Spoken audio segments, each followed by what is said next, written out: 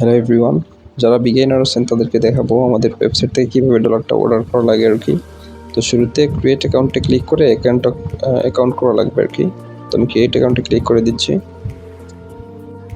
Create অ্যাকাউন্টে click করার পরে এরকম ইন্টারফেস আসবে। তো এখান থেকে আপনার অ্যাকাউন্টটা খুলে নেবেন, একটা ইউজার নেম দিবেন, একটা ইমেল দিবেন, এরকম একটা ইউজার নেম আর ইমেল দিবেন, তারপর পাসওয়ার্ড দিয়ে রেজিস্টার করে নেবেন। তো আমার অলরেডি অ্যাকাউন্ট খোলা আছে, তো আমি লগ ইন করে নিব সিম্পলি। তো এখানে আমি সিম্পলি লগ ইন করে নিচ্ছি, আপনারাও করে নেবেন। পাসওয়ার্ডটা দিচ্ছি, দিয়ে লগ ইন করে নিচ্ছি। তো আমার লগ ইন হয়ে গেছে। এখন আপনার ডলার কীভাবে কিনবেন সেটা দেখাচ্ছি। উপরে 3 লাইন আইকন আছে, ওইখানে ক্লিক করবেন, করার পর এক্সচেঞ্জে যাবেন। এক্সচেঞ্জে যাওয়ার পর আপনারা এরকম ড্যাশবোর্ড পাবেন।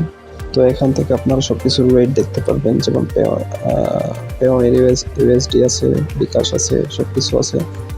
তো আপনি যেটা চাচ্ছেন, যেমন আমি বিকাশ থেকে পেওনের এক ইউএসডি নিব, তো 125 টাকার রেট দেখাচ্ছে। রেট সবসময় সমান থাকবে না, এটা চেঞ্জেবল। তো আমি বিকাশ থেকে যদি 5,000 টাকার লিখে এখানে দেখেন নিচে 40 ইউএসডি শো করতেছে।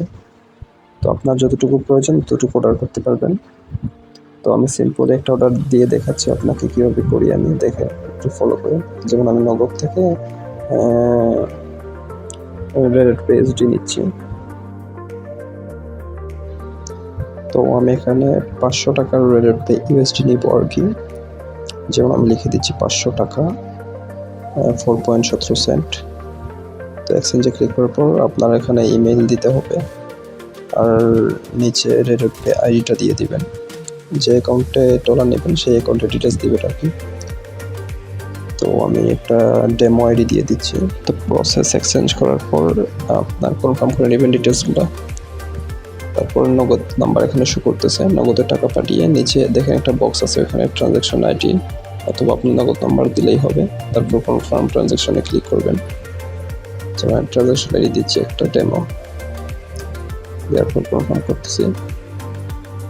আপাতত কাজ শেষ আপনার এই ট্রানজ্যাকশনটা এখন দেখবেন কোথায়। তো উপরে দেখেন $X-এর যে আপনার এখানে নামটা আছে, এখানে নামে ক্লিক করবেন। তো নামে ক্লিক করে দিচ্ছি, করার পর এরকম ড্যাশবোর্ড আসবে। তো এই যে ট্রানজ্যাকশনটা শো করতেছে অলরেডি। তো অ্যাডমিনের কাছে এখন নোটিফিকেশন চলে গেছে আর কি।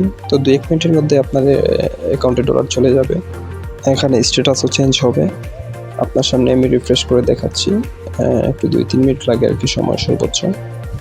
তো রিফ্রেশ দিব এখন আমি, আপনি দেখেন এখানে স্ট্যাটাস চেঞ্জ হয়ে যাবে, আপাতত হোল্ড অন আছে। তো রিফ্রেশ করলাম, এই যে দেখেন স্ট্যাটাস চেঞ্জ হয়ে গেছে।